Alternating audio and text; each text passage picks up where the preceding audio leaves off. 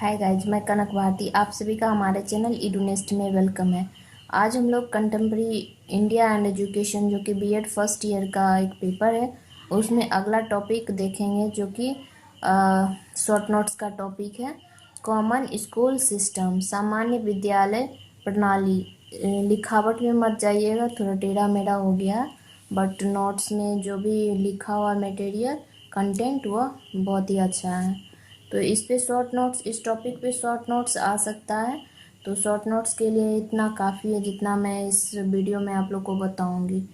मानव इतिहास के आदिकाल से ही अलग अलग स्वरूपों में शिक्षा का प्रचार प्रसार होता रहा है।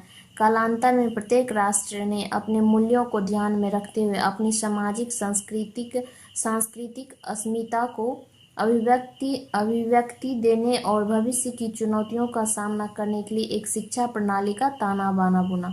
इसी कड़ी में भारत सरकार ने वर्ष 1964 में विश्वविद्यालय अनुदान आयोग यूजीसी, यूनिवर्सिटी ग्रांट कमीशन के तत्कालीन अध्यक्ष, उस वक्त जो अध्यक्ष रहे थे, डॉक्टर दौलत सिंह कोठारी की अध्यक्षता में स्कूली शिक्षा प्रणाली को नया आकार और नई दिशा देने के उद्देश्य से एक आयोग का गठन किया, जिसे कोठारी आयोग 1964 टू 66। इस आयोग का जो ये मतलब क्वेश्चन एक ऑब्जेक्टिव के रूप में भी आ सकता है कि आयोग किस वर्ष गठित की गई थी, आयोग का गठन कब हुआ था, के नाम से जाना जाता है। कोठारी आयोग देश का पहला ऐसा आयोग था जिसने अपनी रिपोर्ट में सामाजिक बदलावों को ध्यान में रखकर कुछ ठोस सुझाव देते हुए देश में सामान्य स्कूल प्रणाली, कॉमन स्कूल सिस्टम की वकालत की और कहा कि समान स्कूल प्रणाली पर ही एक ऐसी राष्ट्रीय व्यवस्था तैयार हो सकेगी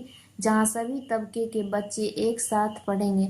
अगर ऐसा नहीं हुआ तो समाज के ताकतवर लोग सरकारी स्कूल से भागकर प्राइवेट स्कूलों का रुख करेंगे। वो तो अभी भी हो ही रहा है, क्योंकि सरकारी स्कूल की जो भी व्यवस्था है वो चरमराई हुई है तथा पूरी प्रणाली ही छिन्न भिन्न हो जाएगी।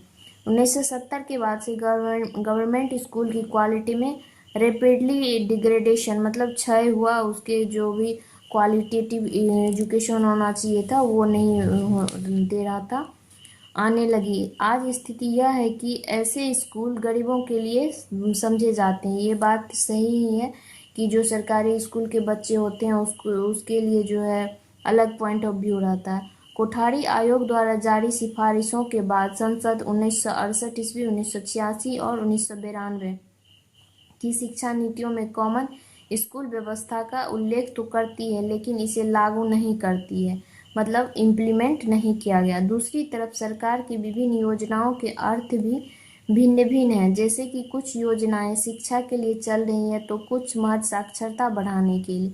ये भी बात सही, साक्षरता अभियान भी जब आया था तो सिर्फ अक्षर ज्ञान होना चाहिए, वो उसको किसी चीज़ के बारे में नॉलेज है कि नहीं है, बस अपना सिग्नेचर आना चाहिए, तो वो साक्षरता अभियान के अंतर्गत आए।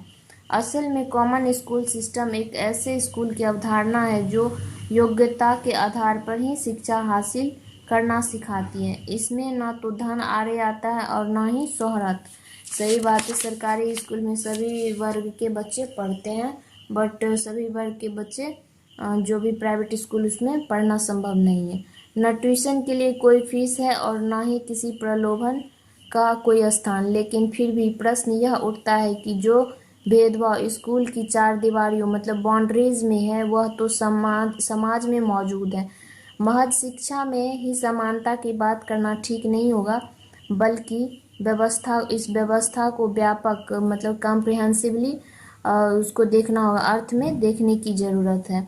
महात्मा ज्योतिबा फूले ने अंग्रेजों द्वारा बनाए गए भारतीय शिक्षा आयोग 1882 मतलब 1882 को दिए अपने ज्ञापन में कहा था, सरकार का अधिकांश राजस्व तो मेहनत करने वाले मजदूरों से आता है, लेकिन इसके बदले दी जाने वाली शिक्षा का पूरा फायदा तो अमीर लोग उठाते हैं। यह बात बिल्कुल 100% सही है कि जो भी जितना काम या जितना भी योगदान होता है श्रम का या जो भी है वो मजदूर वर्ग ही करते हैं, बट उसका फ़ायदा कौन लेता है? जो उच्च स्थिति में है, मतलब अच्छी स्थिति में है लोग, उन लोगों को ये सब फायदा मिलता है।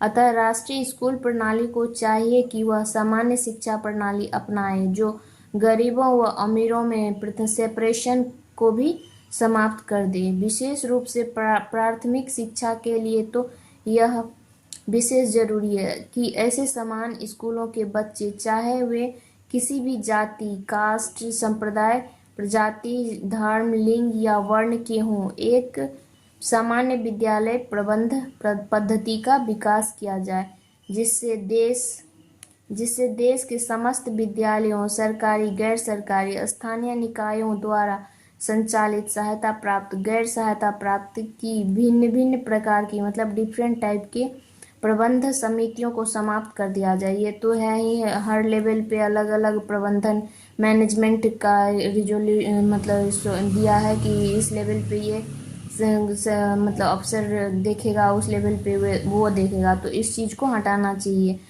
दिया जाए एवं एक सामान्य प्रबंध समिति का प्रतिनिधित्व शुरू किया जाए।